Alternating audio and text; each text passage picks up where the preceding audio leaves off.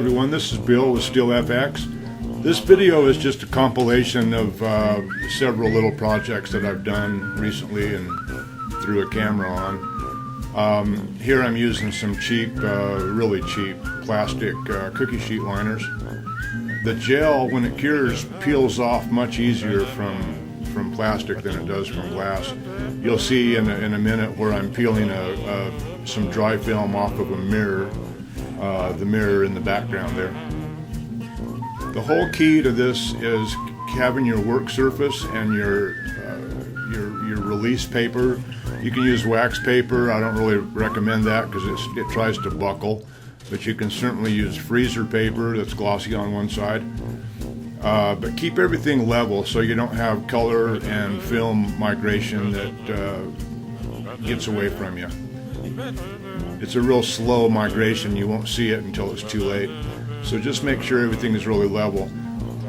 Just for the sake of the video, I'm just throwing basic colors. I think this one in the foreground, in the white background, is just red, orange, yellow. I think I might have used a little bit of gold and maybe a drop or two of black. And this is sped up a little bit so you don't get bored to death. But it's so easy. The last thing I did that was this easy was when I was 5 in kindergarten with finger paints. I mean, it's just easier than crap. There's nothing to it. Make up rules as you go. I have a feeling I'm going to have a lot of you guys making stuff way cooler than I have because of your own artistic license, your own skill level, and your own imagination. This is all about creativity. This is not about A through Z, gotta do this or it won't work. Just basic principles of getting it on there and spreading your color how you want. You can use one color, you can use 20 colors. Just play with it. Maybe it's best not to have a preconceived idea of what it's going to look like when you're done. Just play with it and let it do what it's going to do, and then you'll learn more stuff as we go along. I can't talk fast enough to keep up with this fast forward. You saw me with a little butane microtorch. I'm just popping some bubbles. The carbon dioxide from the flame will suck the oxygen out of that liquid and pop the bubble. It's not really the heat that's doing it, it's the carbon dioxide. So here we are just fooling around, and I was just dinking. And in a second here it'll speed up, I think, and show you kind of almost a time-lapse kind of thing. And then we'll get to a section in the video where I'm peeling it. Oftentimes I'll take a pipette or a toothpick and go from a dark area into a light area like you see here. And the dark pigment from the alcohol inks will actually travel into that little curlicue path that I'm creating with the pipette. Then if it gets a glob of dark on it, you just touch it to a light spot or throw it in the trash or wipe it off and use it again.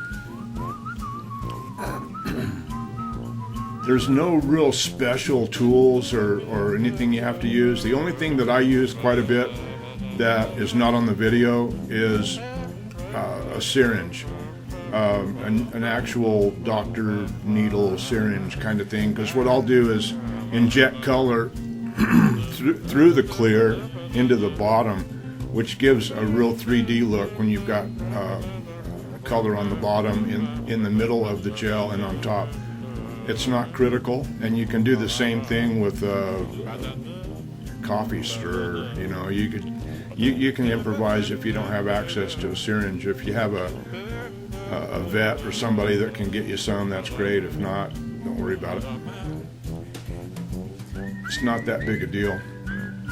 Here you can see me putting clear gel on a dark colored area because I like the way it forces the ring of color out and leaves a light spot in the middle.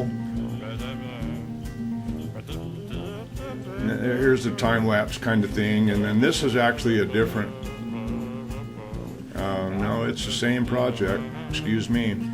I'm just showing how easy it peels off. You gotta sometimes get it started with a corner of a knife blade or a utility knife. But once it gets started, it peels right off. And it's hell for tough. You can't tear it. If you can, you're a lot tougher than I am. But it's real tough, and then I just set it aside to make sure the back is dry. It will curl a little bit. Don't let that freak you out, because as soon as you get it moist again or damp with mist or water, it's flat. Or if you want to store it flat, you can put it on some newspaper and then put a weight on it. I've done that, and that way when it dries completely, it's dead flat, which makes it easier to work with.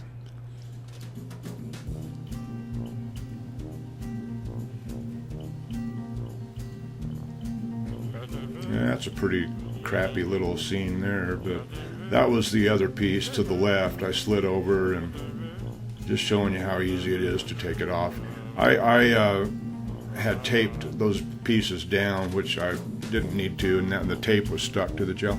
This is a cool little deal, and I filmed how I made the squiggles in that, and then I somehow dumped the footage. The squiggles are made with a homemade tool. It's just like a comb. I made it with handles of plastic spoons taped between two paint sticks, and just made a big, like a horsetail comb out of it, and then drug it along, squiggling.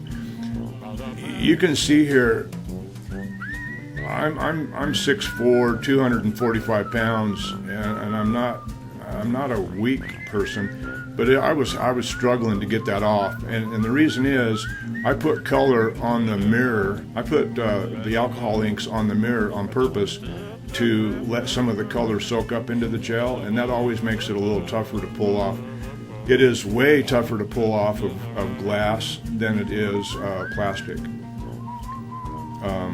So if you can get your hands on some plastic, go to the sign shop, get some Coroplast, which is just plastic cardboard. You can get it really cheap. I ordered a 2 foot by 4 foot piece of HDPE, high density polyethylene, which is the same stuff they make drink containers and milk jugs and stuff out of, and it's 1/2 inch thick, and it's like Teflon. It peels off of that really easy.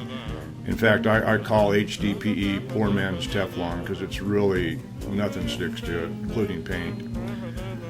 Here I'm just trimming the edges, which can actually wait till it's dry, but I was trying to keep it uniform to let you see what it looked like.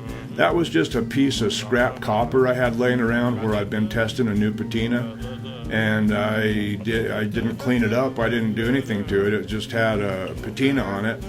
I rinsed it in cold water and brought it over and decided to lay a few strips on to show you what it looks like when it's done. That's about it.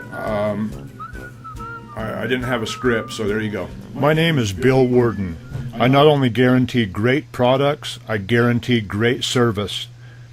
You have my word on it. Thanks for watching.